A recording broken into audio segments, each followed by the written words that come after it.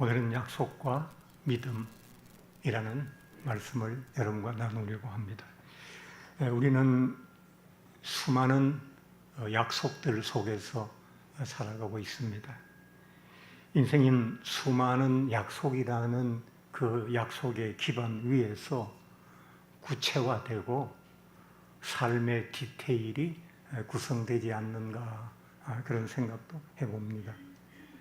인생의 수많은 약속 중에는 오늘 점심을 누구와 먹을까라고 하는 가벼운 것에서부터 일생을 함께 하자는 무거운 약속도 있고, 또 때로는 생사를 좌우할 만한 심각한 그런 것도 있습니다.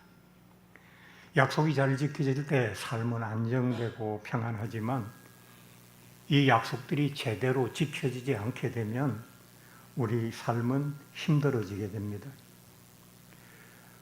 오늘 예배에 나오신 성도님들께서는 여러분이 살아가고 계신 우리 한국 사회, 특별히 성경에 있는 약속과 믿음이 아니고 일반적으로 약속과 믿음이라는 두 단어를 가지고 우리 사회를 조명해 볼 때 어떤 생각이 드십니까?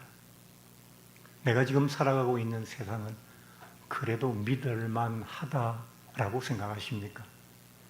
아니면 그 반대로 너무 속아서 살고 너무 당한 일이 많아서 속상하다라는 마음으로 살고 계십니까? 2024년 그 미디어 리서치인가요? 하는 곳에서 조사한 통계를 보니까 한국인의 한국 사회에 대한 평균적인 신뢰도는 41%라고 나와 있었습니다. 이건 그 조사 대상국 OECD 국가가 한 38개 정도 나라가 되죠.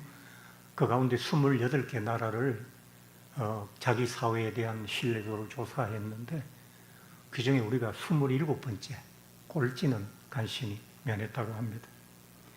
우리나라 기업들에 대한 우리 국민들의 신뢰는 43%이고요. 정부에 대한 신뢰는 38%입니다. 또 언론, 미디어에 대한 우리 국민들의 신뢰 역시 정부와 비슷하게 38%이고요. 그 다음에 우리가 각각 개인들, 살아가면서 만나는 사람들에 대한 신뢰도는 그래도 다행히 조금 높아서 55%라고 합니다. 한국은 역동적이고 문화적인 아주 뛰어난 특성을 가지고 있는 우수한 사회이지만 그에 비해서 사회 각 부분에 대한 신뢰도는 상대적으로 많이 떨어지고 있습니다. 어쩌면 그런 것들이 우리 삶의 질을 떨어뜨리는 의외의 요인이 아닌가, 그런 생각도 해봅니다. 그런데 우리 사회나 사람에 대한 신뢰도가 떨어지기 시작하면 그 문제가 과연 그것으로 끝나겠느냐라는 겁니다. 신앙생활하는 우리는 과연 이런 신뢰하기 어려운 여건과 사회와 세상 풍파 속에서 하나님에 대해서 제대로 된 믿음을 가질 수가 있겠는가라는 문제가 생길 수 있잖아요. 저는 그런 부분이 우리 사회의 신뢰도가 떨어지는 부분과 함께 교회와 하나님에 대한 신뢰도에도 많은 영향을 미친다고 생각합니다. 요즘 교회가 자꾸 어려움에 처하잖아요. 교회 자체의 문제도 있습니다만 이런 국가적인 신뢰도의 문제도 여전히 영향을 미칠 것이라고 되어 있습니다. 말세의 믿음을 보겠느냐라고 하셨던 예수님의 말씀처럼 되어가고 있는 중인 것 같습니다. 약속과 믿음이란 이 두 가지는 서로 뗄 수 없는 관계에 있어요. 세상도 그렇고 신앙도 그렇고. 신뢰라고 하는 것은 모든 사회적 관계의 기초이며 약속은 그 신뢰를 표현하고 확인하는 과정이라는 거예요. 신뢰가 어떻게 생깁니까? 믿음이라고 해도 상관없고요. 믿음이 어떻게 생깁니까? 약속이 여러 번 잘 지켜지면 믿음은 천천히 겹겹이 쌓이는 겁니다.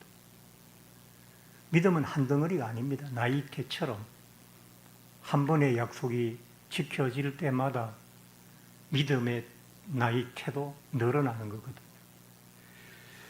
우리가 약속을 잘 지켜서 신뢰가 쌓이고, 쌓여진 신뢰를 통해서 믿음이라고 하는 더 굳건한 그런 신뢰가 탄생하는 거죠.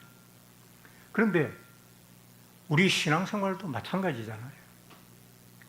처음에 교회로 좀 나와서 신앙생활을 같이 하시지요라 그러면 하나님이 계신가 안 계신가 라는 것 자체에도 믿음이 없어요. 그래서 주저하면서 나오시죠. 그리고 몇 년 지나서 신앙생활을 좀 진행하고 난 다음에 그분이 이제 신앙인처럼 교회를 잘 나오시고 계세요. 그래서 처음에는 좀 믿기가 어려우시다 했는데 어떻게 그동안 믿음이 좀 많이 잘하셔서 이렇게 하나님을 신뢰하고 교회도 잘 나오시니까 참 보기 좋습니다. 어떻게 하나님에 대한 믿음을 조금씩 키워왔습니까? 요즘은 그런 얘기 잘 하지 않습니다만 과거에는 젊을 때 그런 얘기를 많이 물어봤죠. 그러면 거기에 나오는 대답들이 몇 가지가 있는데요. 좀 예를 들어 드리면, 제가 예수 믿고 난 후에 모든 것이 다 평안해지고 어떻게 보면 더 잘 되어지는 것 같아요. 가정도 평안하고 사업도 그만하고 그래서 내가 신앙생활을 잘했구나 라는 생각이 듭니다. 그렇게 말씀을 하셨어요. 또 어떤 분은 제가 몸이 많이 아팠는데 기도하고 말씀 듣고 교회에서 다른 분들이 저를 위해서 기도해 주시고 그러니까 몸이 점점 건강해져서 지금 정말 많이 좋아졌어요. 그런 대답도 듣습니다. 또 어떤 분은 제가 막 기도하는데 갑자기 입에서 이상한 소리가 막 나오고 또 꿈인지 생신지 이상한 환상도 보게 되었답니다. 그래서 저는 하나님께서 살아계신다고 하는 믿음을 조금씩 이제 더 많이 갖게 됐습니다. 그런 얘기들을 하세요. 근데 이야기를 종합해보면 모두가 자신의 경험 속에서 어떤 특정한 변화들을 가지고 믿음을 조금씩 쌓아 나가고 있는 것 같아요. 그런데 말입니다. 만약 어떤 분이 교회를 나오시고 난 이후에 가정도 더 불안해지고 늘 흘러가는 일들도 더 어려워지고 건강도 더 나빠졌어요. 그럼 그분은 자신의 믿음을 쌓아갈 수 있고 지속할 수 있겠습니까? 어렵지 않겠습니까? 지금은 잘 되고 더 나아지고 신비를 보시는 분들도 이후에 삶이 요동쳐서 지금의 좋은 것들이 다 사라져버리면 그때는 지금의 믿음이 지속 가능하냐라는 겁니다. 이게 신앙생활에만 그럴까요? 경험적인 믿음, 약속들이 잘 지켜지는 어떤 그런 것을 통해서 단계적으로 쌓아가는 믿음, 이런 것들이 신앙생활에만 그런가요? 아니잖아요. 전에 어떤 부부 이야기를 들었는데 5년간 열심히 연애해가지고 저녁마다 데이트하고 헤어질 때 각각 집으로 돌아가는 게 그렇게 싫고 서럽고 그래서 결혼했어요. 아내도 남편도 맞벌이 하면서 열심히 돈을 벌고 아이도 생겼습니다. 내 집 마련의 꿈을 이렇게 어루만져 가면서 두 사람이 육아도 열심히 하면서 즐겁게 살았습니다. 근데 어느 날 갑자기 남편의 회사가 나빠지게 되고 남편이 졸지에 직장을 잃게 됐습니다. 금방 재취업할 줄 알았는데 의외로 자꾸 시간이 길어졌습니다. 6개월, 1년 시간이 흘러가면서 남편의 일상이 무너지기 시작했습니다. 술을 마시고 들어오는 날들이 잦아지고 술을 마시고 그냥 하루 종일 퍼들어져서 오후 늦게까지 집에서 낮잠을 자고 일어나서 라면 한 개 끓여 먹고 또 나가고 이러다 보니 경제와 육아에 대한 아내의 부담은 점점 더 커졌습니다. 너무 힘든 아내의 얼굴에 웃음기가 사라질 무렵 부부간의 다툼도 생기게 되고 그 다툼이 잦아졌습니다. 그렇게 1년을 가지 못해서 두 사람의 입에서 이혼이라는 말이 나오게 되었습니다. 신앙생활도 마찬가지입니다. 내가 나름대로 쌓아왔던 하나님에 대한 믿음은 튼튼한 걸까요? 이 평온한 날에 내가 괜찮을 거라고, 튼튼할 거라고, 환난 날에도 이런 믿음을 가질 거라고 생각했던 그 믿음은 과연 내가 생각하는 만큼, 상상하는 만큼 튼튼한 것일까요? 나의 믿음이란 다리는 얼마만큼의 나의 삶의 무게를 견딜 수 있는 믿음일까요? 여러분의 믿음은 여러분의 어려운 날의 삶을 견딜 수 있을 만큼의 믿음이십니까? 아브라함의 이야기를 하면서 계속 이어나가겠습니다. 하나님을 알지 못하던 아브라함의 어느 날 75살 때 하나님께서 아브라함을 찾아오셨습니다. 아브라함이 청한 것도 아니었습니다. 찾아오신 하나님은 뜬금없이 아브라함에게 내가 너의 후손을 번창하게 하고 큰 민족을 이루어 믿음의 조상이 되는 복을 주겠다고 말씀하셨습니다. 그리고 그 하나님의 인도하심을 따라 삶의 작은 사건들 속에서 아브라함은 자신을 도우시는 하나님을 조금씩 체험해 가면서 믿음을 쌓아갔습니다. 그런데 이렇게 조금씩 쌓아가는 믿음은 사실 그렇게 튼튼한 것이 아니었습니다. 아브라함이 9년을 기다렸는데 아니 후손이 번창하고 창대한 민족은커녕 아들 하나 없었습니다. 그래 아브라함은 86세 때 자신의 인간적인 판단으로 현실에 대한 아주 대처 방법으로 자기 아내 사라의 몸종인 하갈에서 편법으로 아들을 낳았습니다. 하나님이 말씀하신 아들은 따로 있는데 아브라함은 86세에 한번 실수를 했죠. 그리고 그 아들 때문에 헤어지는 아픔과 고통도 당했습니다. 그리고 다시 시간은 흘러 많이 흘렀습니다. 이제 아브라함은 100세를 눈앞에 두고 있습니다. 더욱이나 더 절망적인 것은 아내도 자신도 아이를 낳을 수 있는 생식 능력을 잃었습니다. 아내 몸에서는 더 이상 난자가 분화되지 않습니다. 자신도 자신의 몸을 잘 아는데 아이를 낳을 수 있는 나이가 아니었습니다. 100세에 가까우니까. 그런데 아브라함은 86세 때 실수했던 그때와 전혀 다른 반응을 보이고 있습니다. 오늘 본문이죠. 아브라함이 바랄 수 없는 중에 바라고 믿었으니 이는 내 후손이 이같이 되리라 하신 말씀대로 많은 민족의 조상이 되게 하려 하심이라. 그가 100세나 되어 자기 몸에 죽은 것 같고 사라의 태가 죽은 것 같음을 알고도 믿음이 약하여지지 아니하고. 아브라함이 어떻게 달라졌느냐? 아브라함은 한 번의 그 실수와 긴 시간 25년에 걸친 긴 신앙생활 속에서 새로운 믿음의 단계에 들어가게 된 것입니다. 경험해서 믿는 것이 아니고 하나님이 약속하셨기 때문에 믿는다라는 쪽으로 아브라함의 믿음이 이동한 거라고요. 어려운 말로 우리는 경험해보고 믿는 믿음을 경험적 믿음이라고 하고,